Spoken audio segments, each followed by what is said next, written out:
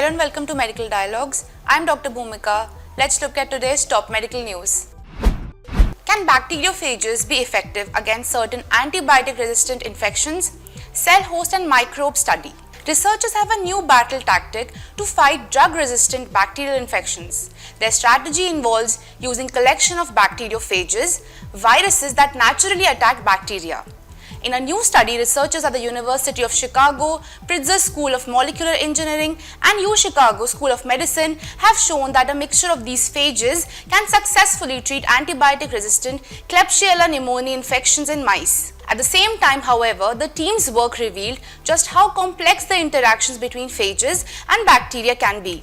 The virus predicted to be most effective in isolated culture dishes did not always work in animals. Moreover, both phages and bacteria can evolve over time. In some cases, phages evolved to be more efficient in killing bacteria, while in other cases, Klebsiella evolved resistance to the phages. We still think phages are an incredibly promising approach to treating drug-resistant bacteria such as Klebsiella, said Mark Mimi, Assistant Professor of Molecular Engineering and Senior Author of the new work, published in Cell Host Microbe. But phages are like a living, constantly changing antibiotic which gives them a lot of complexity. Researchers set criteria for classifying prebiotics. A group of 8 leading international scientists has developed a comprehensive framework that outlines the criteria for establishing prebiotic status, providing much needed clarity in this evolving field. This new expert recommendation, published in Nature Reviews, Gastroenterology and Hepatology, addresses the key challenges related to scientific substantiation of prebiotics and offers practical guidelines for accurately identifying prebiotics and assessing their health effects. The publication resulted from collaborations coordinated through the International Scientific Association for Probiotics and Prebiotics.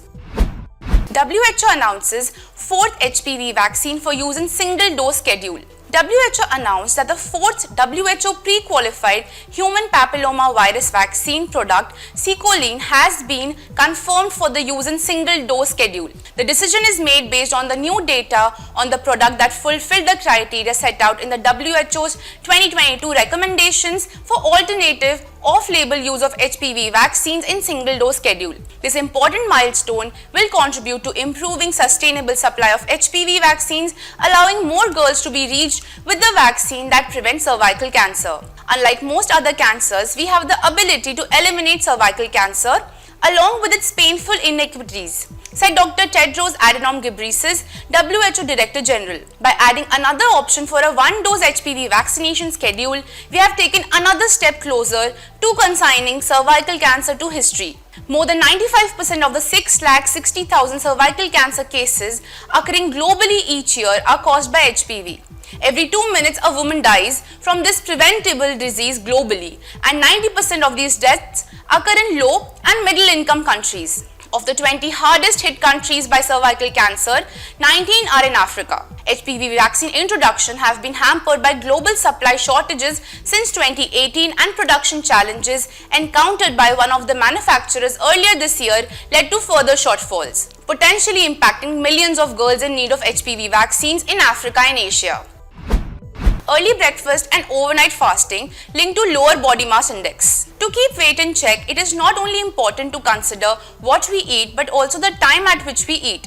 According to a new study published in the International Journal of Behavioral Nutrition and Physical Activity, there are 2 specific habits that are associated with a lower body mass index in the long term: keeping a longer overnight fast and eating breakfast early. This research was led by the Barcelona Institute for Global Health, a center supported by the La Caixa Foundation. The study involved more than 7,000 volunteers aged 40 to 65 from the GCAT Genomes for Life cohort, a project led by German Trias Ipujol Research Institute. In 2018, participants answered questionnaires about their weight and height, eating habits including meal times, other lifestyle habits, and socioeconomic status.